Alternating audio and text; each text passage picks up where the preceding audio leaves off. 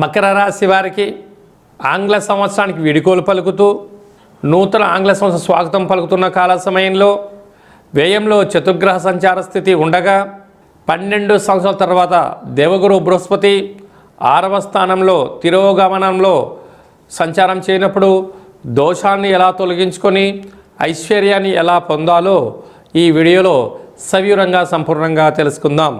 మకర రాశిలో ఏ నక్షత్రాలు వస్తాయనగా ఉత్తరాషాఢ నక్షత్రంలోని 2, 3, 4 పాదాలు, శ్రవణ నక్షత్రంలోని 4 పాదాలు, ధనిష్ఠా నక్షత్రంలోని 1, 2 పాదం కలిపితే మకర రాశి. రాశాధిపతి శని భగవానుడు.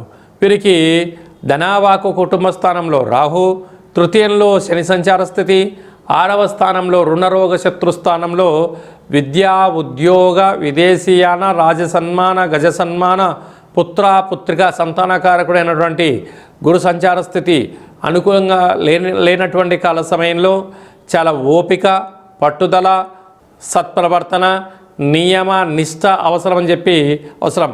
కఠోర దీక్ష కూడా అవసరం. కనుక ఇలాంటి కాల సమయంలో విద్యార్థులు చాలా సత్ప్రవర్తనగా ఉండి తీరాలి. ఉద్యోగస్తులకు ఉద్యోగం పోగొట్టుకునే పరిస్థితి అధికంగా ఉంటుంది. వ్యాపారస్తులకు ధన నష్టం కలిగే పరిస్థితి ఉంటుంది. అలాగా ఎక్స్పోర్ట్స్ ఇంపోర్ట్స్ బిజినెస్ చేసే వారందరూ కూడా ఎన్నో జాగ్రత్తలుగా ఉండాలి.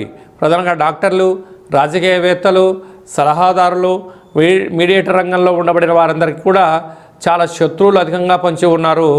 దీర్ఘకాలిక వ్యాధులు వచ్చే పరిస్థితి ఉంటుందని కూడా గమనించగలగాలి.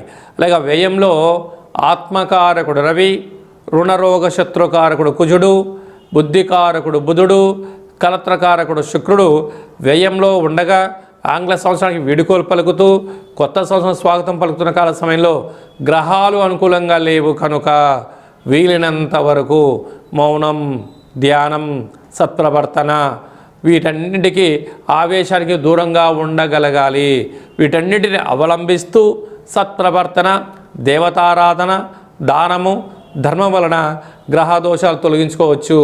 కనుక సోమవారం పూట మహాదేవుడికి రుద్రాభిషేకం, ఆదివారం పూట సూర్య నమస్కారం, మంగళవారం పూట శ్రీ వల్లి దేవసేన సుబ్రహ్మణ్యేశ్వర స్వామికి అష్టకము పారాయణము, కూష్మాండ దీపము, నారికేల దీపము, బుధవారం పూట విఘ్నేశ్వర స్వామికి దర్శనం వలన దోషాలు తొలగించుకొని ఐశ్వర్యానికి ఆనందానికి స్వాగతం పలకవచ్చు అని జ్యోతిర్విజ్ఞానం తెలియచేస్తుంది.